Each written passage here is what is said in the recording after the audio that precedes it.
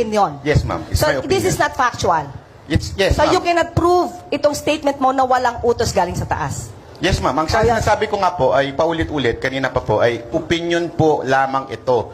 Kahit po ako nagbablog po, laging nagre-react lamang po ako sa balita ng mainstream at sinasabi ko pong ito'y aking opinion. Sa periodismo, hindi po pwedeng sabihing opinion lamang. Maraming magagalit na mga editorial writer at saka mga kolumnista kasi ang opinion ay batay po sa empirical na datos. Hindi papasa sa thesis defense ang estudyante na magsasabi na ito ay opinion ko lamang, galangin po ninyo yung opinion ko. Maling-mali po na ang datos ay isasantabi para lang maglahad ng opinion para makapag-chase ng clout at makapag-chase ng viewers. Salamat! Pero ang tanong ko po, ibig po bang sabihin nun, bawal na magbigay ng opinion sa social media? Hindi bawal pero mali. Mali ang magbigay ng opinion? Kung hindi batay sa datos. Ganon kasimple, mali. Ganon siya kamali. Kasi maraming malalasong isipan kapag ang opinion ay hindi batay sa katotohanan. Hindi bawal, mali. Salamat. Kaya dito mahalaga yung proseso, yung vetting na tinatawag. Kasi kapag ka may fresh set of eyes na editor na titingin nito, makikita ang kakulangan. Salamat. Parang masyadong mainit ang ulo ni Sir sa salitang daw.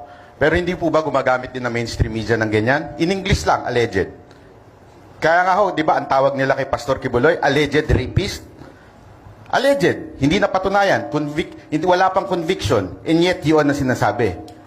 Pero galit na galit tayo pag ang mga social media nagsabing daw o nagtanong. Naalala ninyo, kinontem si Lorraine Badoy at si Ka Eric dahil nagtanong lang sila, totoo ba ito ang budget mo, Speaker Romualdez? Hindi daw ang ibig sabihin nun. Si Kibuloy, inakusahan. Walang daw doon. Factual yun. Naakusado. Anong daw? Anong di umano? Walang di umano. Walang daw. Tunay na akusado.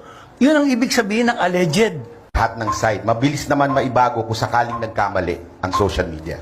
May mga pagkakataon na ang mga social media influencer ay pinagpipilitang mali ang isang mali, hindi binubura at pinagpipilitang tama sila. At dito, makikita natin ang isang willful ignorance din with regard to how the media work. Ang mga social news media organizations, yung mga may Facebook, may Twitter, etc., mabilisan din yung pag-correct, lalo na kung kinakailangan ito. Siguro yung tinutukoy mo, yung mga magazine at mga dyaryo na kinabukasan pa o sa isang linggo pa makakapag-issue ng erratum. Isang salita lang, iba ang gatekeeping sa censorship. We go for gatekeeping. Salamat. Ang sinabi ko, mas matindi sa mainstream media. Bakit? Ni-report ninyo, sinong nag-edit?